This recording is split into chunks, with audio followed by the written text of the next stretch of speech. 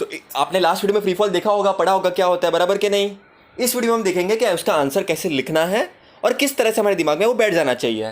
तो पहली चीज़ तो हमने क्या बताई थी आपको, कोई भी ऑब्जेक्ट फ्री फॉल में है कब, जब वो नीचे गिर रहा है ओनली बिकॉज ऑफ ग्रेविटी। तो पहली चीज़ तो बेटा डेफिनेशन लिखनी है आपको, लिखो, when an object moves under the influence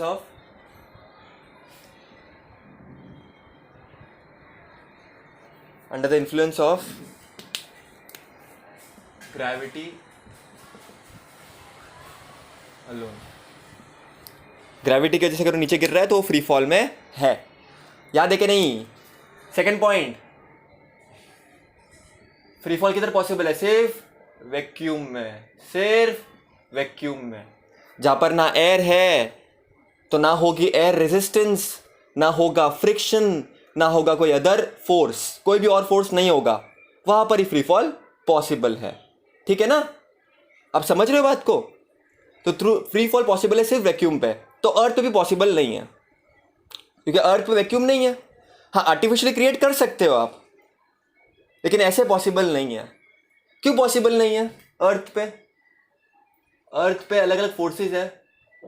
third point लिखो बेटा, वाई अर्थ पे पॉसिबल नहीं है, why free fall is not possible, give reason. ना, अर्थ पे फ्रिक्शनल फोर्स है, बॉयंट फोर्स है। बॉयंट फोर्स क्या होता है, आप डूब रहे हो, पानी में डूब रहे हो तो अपवर्ड फोर्स आप पे एक्ट करता है। अरे पानी में डूब रहे हो तो आप पे अपवर्ड फोर्स एक्ट करता है ना एक, जैसे ऊपर आते हो आप, नीचे जाते हो, ऊपर आते हो, तो अपवर्ड फोर्स को हम बोलते हैं बॉयंट फोर्स। फिर एयर है तो एयर का रेजिस्टेंस भी होगा। तो ये सब चीज़ें अर्थ पे है, आपको दिख रहा है ना, friction, buoyant force, air resistance. इसके लिए अर्थ पे फ्री फॉल पॉसिबल नहीं है, सिर्फ वैक्यूम में पॉसिबल है। ठीक है, जब ग्रेविटी है ऑब्जेक्ट गिरेगा। एस्ट्रोनॉट्स क्या करते हैं, फ्लोट करते हैं, फॉल क्यों नहीं करते, सोच के बताना। एस्ट्रोनॉट्स फ्लोट करते हैं ना। अब स्पेस पे देखा होगा आपने कभी, या आपने मून पे देखा, मून पे या आपने इंटरनेशनल स्टेशन पे देखा होगा, सुना है कभी कि नहीं सुना है। एस्ट्रोनॉट्स फ्लोट करते हैं, तो वो क्यों करते हैं उसका रीज़न मेरे को कमेंट सेक्शन में आप बताना। अब बात को समझना बेटा, ये आपका हो गया पहला point, definition. Second, it is possible in vacuum and earth पे नहीं हो सकता, उसका रीजन मैंने बता दिया, क्योंकि अर्थ पे अलग अलग फोर्सेज होता है। ठीक है, आंसर कैसे लिखना। अब नेक्स्ट पॉइंट बहुत इंपॉर्टेंट है, बहुत इंपॉर्टेंट है। For a freely falling object, आपकी जो इनिशियल वेलोसिटी होती है वो जीरो होती है, स्टार्टिंग में वेलोसिटी। आपको थोड़ा कंसेप्ट रिवाइज करा देता हूं बेटा, मैं रफ कर दूं, ये नोट डाउन कर दिया आपने, ये नोट डाउन कर दो प्लीज।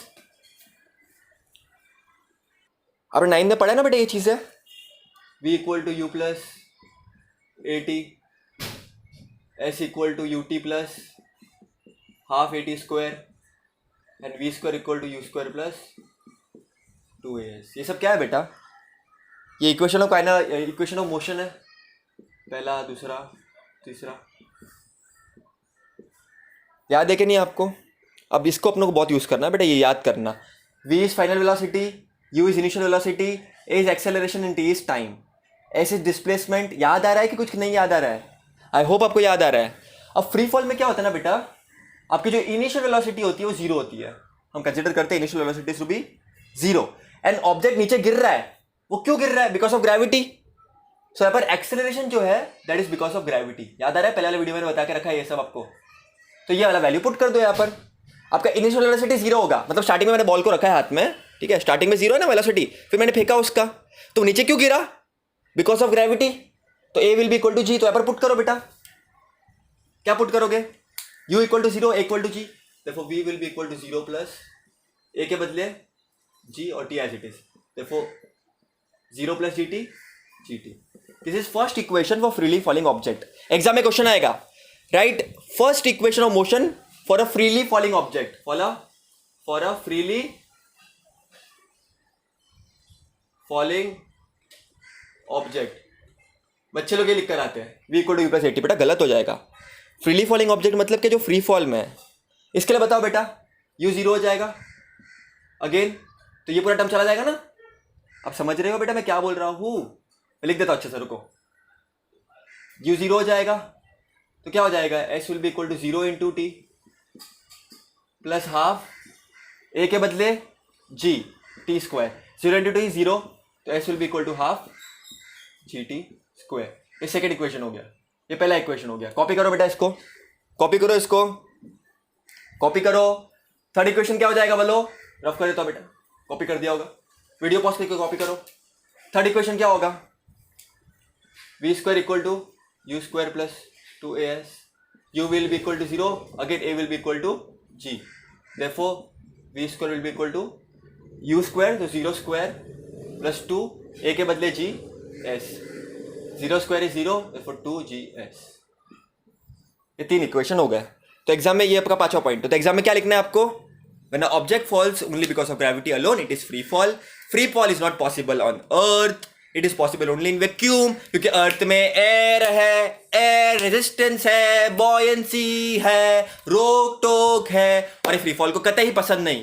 ठीक है, free fall doesn't like friction, air, air resistance. उसके बाद आपको ये इक्वेशंस लिखना है, उसमें आपको क्या याद रखना है, initial velocity is 0 and acceleration is because of gravity. ये बात है आपको याद रखनी। लास्ट वीडियो मैंने एक्सप्लेन किया था फ्री फॉल अच्छे से, बस आपको ये आंसर मैंने आपको बता दिया है पर कैसे लिखना है। ठीक है, आई होप आपको क्लियर है। फिर एग्जांपल दे देना, ये जो मून है ये आर्टिफिशियल सैटेलाइट है, ये सिर्फ ये सैटेलाइट आर्टिफिशियल, ये सब क्या है, ये फ्री फॉल में है, क्योंकि ग्रेविटी की वजह से मूव कर रही है ना, ये मून इतने सालों से मूव कर रहा है, सैटेलाइट मूव कर रही है, क्यों मूव कर रहा है, बिकॉज ऑफ फ्री फॉल। अब समझ रहे हो बेटा, very important, very very important. I hope आपको समझा अच्छे से। Simple, thank you.